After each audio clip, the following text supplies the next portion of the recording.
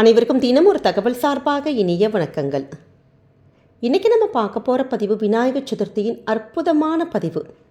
குட்டி குழந்தையிலேருந்து பெரியவங்க வரைக்கும் எல்லாருமே வணங்கக்கூடிய, எல்லாருக்கும் மிகவும் பிடித்தமான தெய்வம் யாருன்னு கேட்டிங்கன்னா பிள்ளையார் தாங்க.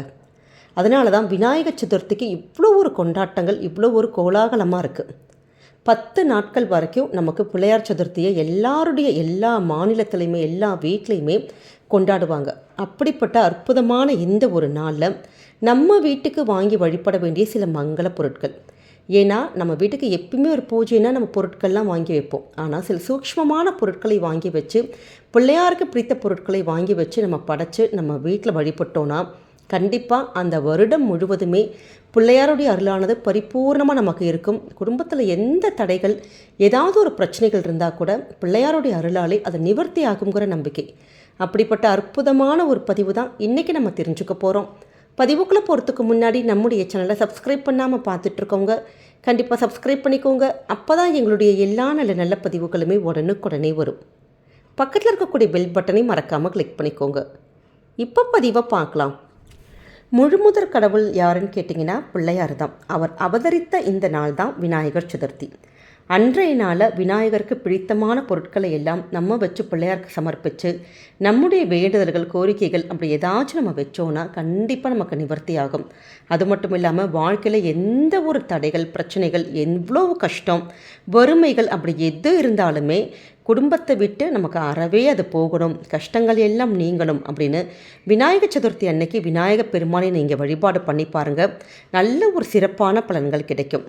நம்முடைய வீட்டில் பூஜைறையில் வச்சு வழிபட்ட அந்த விநாயகரை நம்ம நீர்நிலைகளில் இப்படி கரைக்கிறப்ப நம்முடைய வாழ்க்கையில் இருக்கக்கூடிய கஷ்டங்கள், துன்பங்கள் இது எல்லாமே கரைந்து போகுங்கிற ஐதீகம். அப்படிப்பட்ட சக்தி வாய்ந்த பிள்ளையாருடைய அந்த சதுர்த்தி நாளானது நமக்கு எந்த நேரத்தில் கரெக்டாக வந்திருக்கு அப்படின்னு கேட்டிங்கன்னா, விநாயகப் பெருமான் ஆவணி மாதத்துடைய வளர்பிறை சதுர்த்தியில் அவதரித்ததாக புராணங்கள் சொல்லுது. இந்த முறை நமக்கு ஆகஸ்ட் 27 புதன்கிழமையில் வருதுங்க. அதாவது ஆகஸ்ட் 26 பகல் 2:22 மணிக்கு துவங்குகின்ற சதுர்த்தி திதியானது ஆகஸ்ட் 27 மாலையில் 3:52 மணி வரைக்கும் மட்டும்தான் சதுர்த்தி திதி இருக்குது.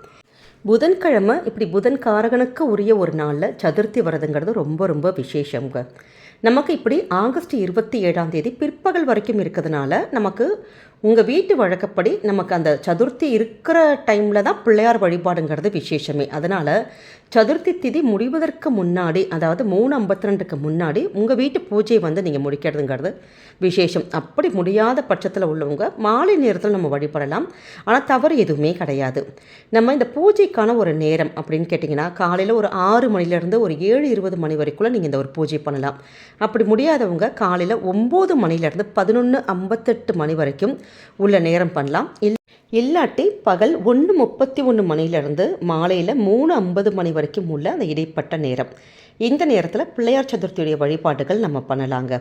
பிள்ளையாருக்கு என்னெல்லாம் படைக்கலாம் அப்படின்னா, உங்கள் வீட்டு கன்வீனியன்ட் எப்படியெல்லாம் உங்களுக்கு பிரசாதம் வைக்க முடியுமோ கிராண்டாக பண்ணலாம். இல்லை எளிமையாக ரொம்ப சிம்பிளாக எங்கள் வீட்டில் இல்லை ஊருக்கு போகிற வேலைகள் இருக்கும், இல்லை வேறு ஏதாவது பிஸியாக இருப்பீங்க, இல்லை எங்களால் வீட்டு சூழல் பண்ண முடியல, அப்படி எப்படி எளிமையாக பண்ணாலும் சரி, நம்ம ரொம்ப பெரிய அளவில் பண்ணாலும் சரி, பிள்ளையாருடைய அனுகிரகம் என்றைக்குமே நமக்கு இருக்குங்க.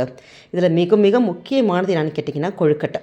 இது இல்லாமல் மோதகம், லட்டு, அப்பம், பொரி, அப்படி கடலை, சுண்டல், பழம், அவல், பொரி, நெய், இப்படி நிறைய சுவாமிக்கு நெய்வேதனமாக சுவாமிக்கு நிறைய விஷயங்கள் பிடிக்கும். கரும்பு பிடிக்கும், அந்த விளாம்பழம் பிடிக்கும், அப்படி நிறைய விஷயங்கள் சுவாமிக்கு பிடிக்கும். அதனால் உங்கள் கிட்டே என்னெல்லாம் கிடைக்குதோ, என்னெல்லாம் அவைலபிள் இருக்கோ பண்ணலாம்.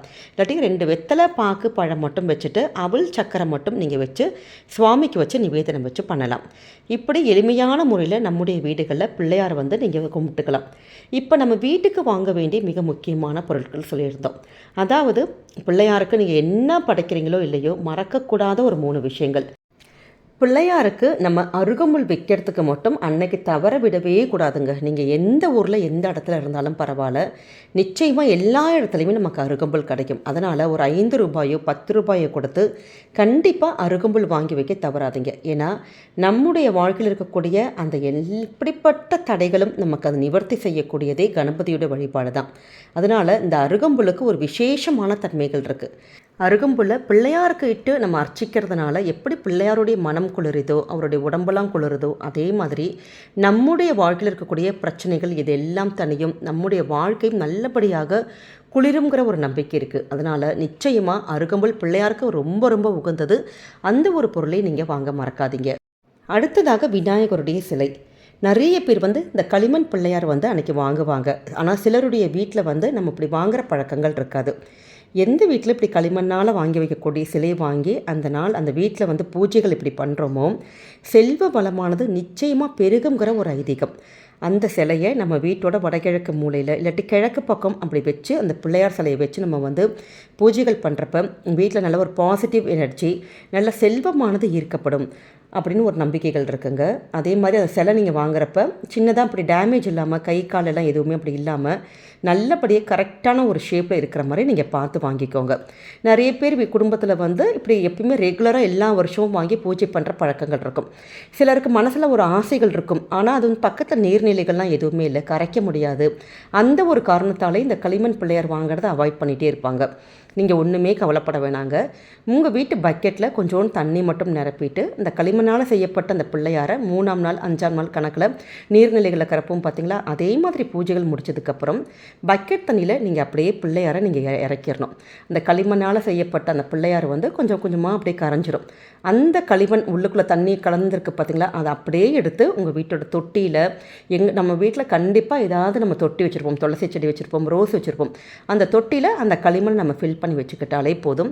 பிள்ளையாருக்கோட அனுகிரகம் நமக்கு என்றைக்குமே பரிபூர்ணமாக கிடைக்கும். நமக்கும் ஒரு நல்ல ஒரு மன திருப்தி நிச்சயமாக இருக்கும். அதனால் இது வரைக்கும் வாங்கலை அப்படிங்கிறவங்க இந்த வருஷம் இந்த ஒரு டிப்ஸை மட்டும் நீங்கள் ஃபாலோ பண்ணி பாருங்கள். நிச்சயம் பிள்ளையாருடைய அனுகிரகம் உங்களுக்கு கிடைக்குங்க. நிறைய பேர் வீடுகளில் இந்த விநாயகர் சதுர்த்தி அன்னைக்கு தங்கம் வெள்ளி வாங்கக்கூடிய பழக்கங்கள் இருக்கும். ஏன்னா நல்லபடியாக குடும்பத்தில் அதிர்ஷ்டங்கள் வரத்துக்கு, நல்ல செல்வத்தை நமக்கு ஈர்ப்பதற்கு இது மாதிரி தங்கம் வெள்ளி காயின்ஸ் எல்லாம் வாங்கி வைப்பாங்க. உங்களுக்கு பணம் இருக்குது, வாய்ப்பு இருக்குது அப்படிங்கிறவங்க தாராளமாக வாங்கி வைக்கலாம்.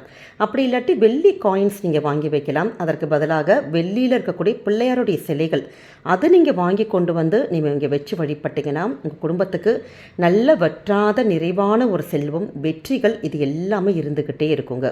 இப்படி தங்கமோ வெள்ளியோ எங்களால் வாங்க முடியலம்மா அப்படிங்கிறவங்க மஞ்சள் இருக்குது பார்த்தீங்களா, மஞ்சள் தூள், பூஜைக்கான தூளோ இல்லை மஞ்சள் கிழங்கு அது மாதிரி வாங்கிக்கலாம். அந்த மஞ்சள் தூளை நம்ம சுவாமிக்கு வச்சுட்டு அன்றைய நாள் ஒரே ஒரு மஞ்சள் பிள்ளையார் வெற்றிலையில் பிடிச்சிட்டு அந்த மஞ்சள் பிள்ளையாருக்கு அன்னைக்கு நீங்கள் பூஜை பண்ணி பாருங்கள். அந்த வருடம் முழுவதுமே நம்ம குடும்பத்தில் பல மங்களங்கள், நல்ல ஒரு செல்வங்கள், அதிர்ஷ்டங்கள் இது எல்லாத்தையுமே நம்ம செய்கின்ற இந்த சின்ன சின்ன விஷயங்கள் நமக்கு ஈர்த்து கொண்டு தரும். இதோடு கூட எருக்கம்பூ மாலை, இந்த எருக்கம்பூ பூக்கள் கண்டிப்பாக அன்றைய நாள் எல்லா இடத்துலையுமே நமக்கு ரோட்டோரத்தில், கடைகளில் இப்படி கிடைக்கும்.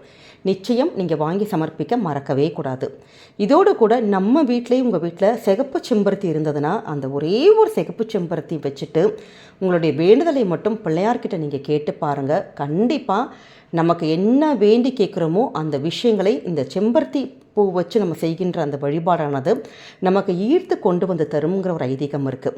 அதனால் கண்டிப்பாக உங்களுக்கு வாய்ப்பு இருக்குது, உங்கள் வீட்டில் செம்பருத்தி கிடைக்கிது அப்படிங்கிறவங்க கண்டிப்பாக சிகப்பு செம்பருத்தி அன்றைக்கி வச்சு நீங்கள் வழிபடுங்க. அப்படி முடியாதவங்க சிகப்பு கலரில் இருக்கக்கூடிய வேறு ஏதாவது பூக்கள், புஷ்பங்கள் இது மாதிரி வச்சு நீங்கள் சுவாமியை நீங்கள் அன்றைக்கி வழிபடலாம்.